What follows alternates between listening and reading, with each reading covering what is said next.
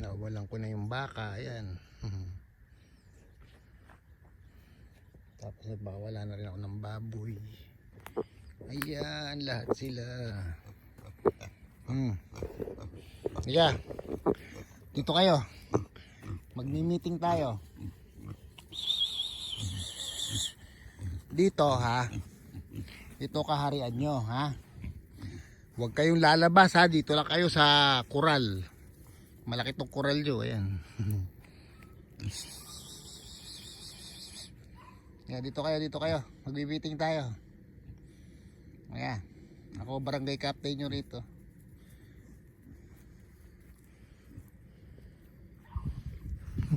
Aga-aga mo.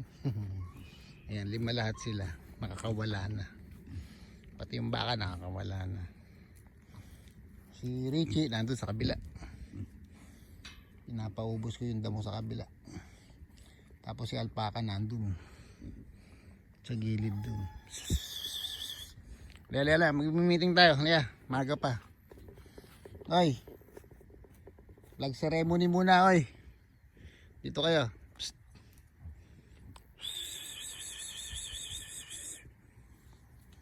Lala. Kaya mag-meeting tayo rito.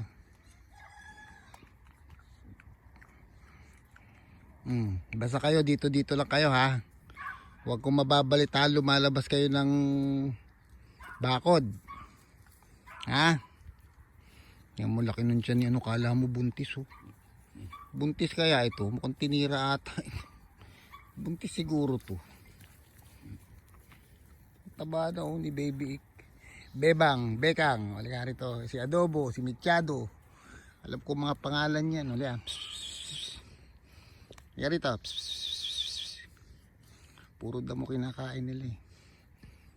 Mas masaya sila rito nasa labas.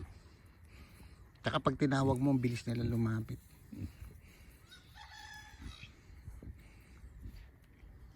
Masaya yung ano yung paglalabas kasi nasa lubong ka.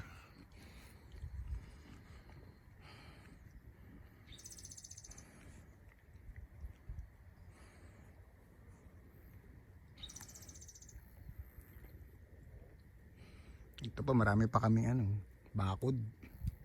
Hindi pa ginagamit yan. Kaya malaki pa to eh. Malaki pa yung pwede namin gawin. Ito, binakuran lang namin. Kaso ang bilis mahubos nung damo. Kaya mas maganda talaga pinapakawalan na lang.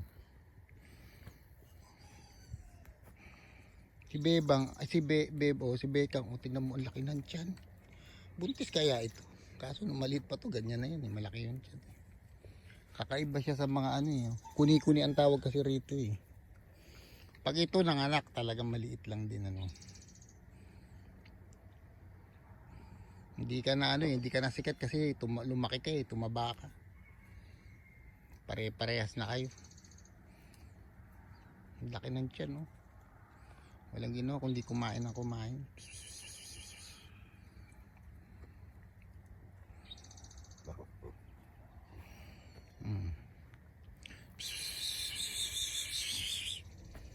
Ito yung baboy ramo itsura eh.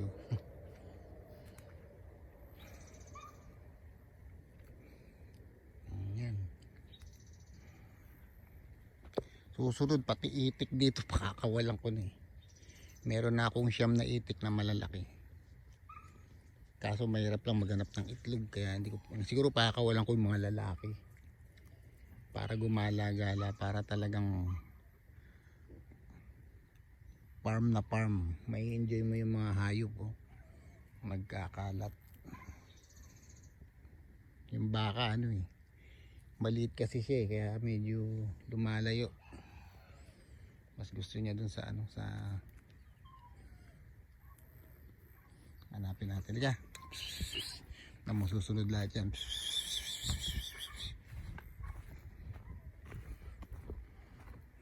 Ayun yung baka oh.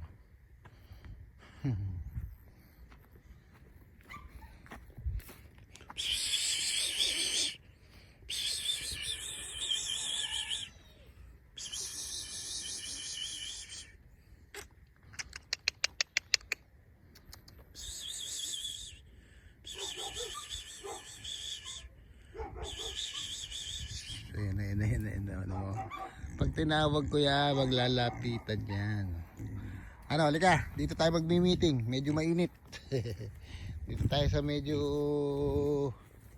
Dali, papakainin ko na kayo. Ayun yung baka. Nagsosolo.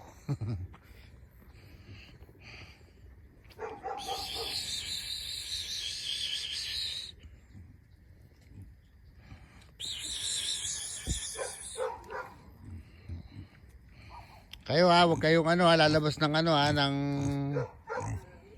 kulungan nyo rito. Hindi naman kulungan.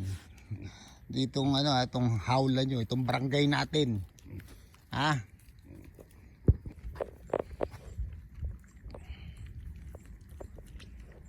Ayan ha. Asan yung isa? Nawawala isa. Yung isa.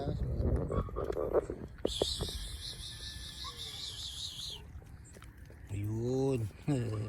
Sabi sa'yo, nagkikita-kita yan eh. Biglang laki nitong si Bekang. Pero hindi, siya pa rin ang hindi, maliit na ngayon yung maitim. Lakas kumain talaga eh.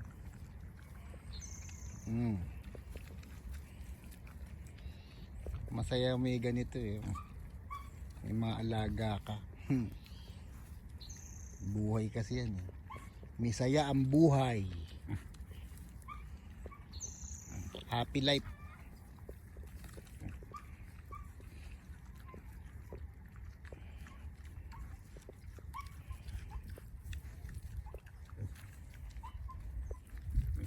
Mamaya pupunta tayo sa naman. Sa ating Itik. Itik and Company.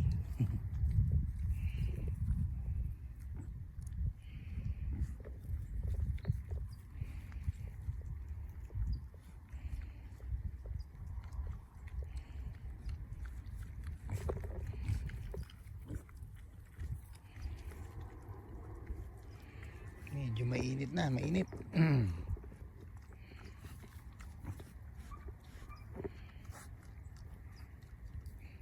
Tataba ito ngayon.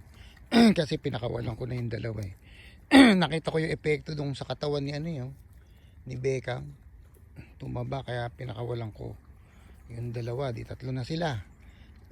Nakita ko yung dalawa naman doon sa kulungan parang nangangayaya. Di pinakawalan ko na rin para matataba na lahat. Pero ngayon pa lang ko sila pinakawalan. Malalaban natin yan after 1 week. Kasi 1 week lang nakakawala itong mga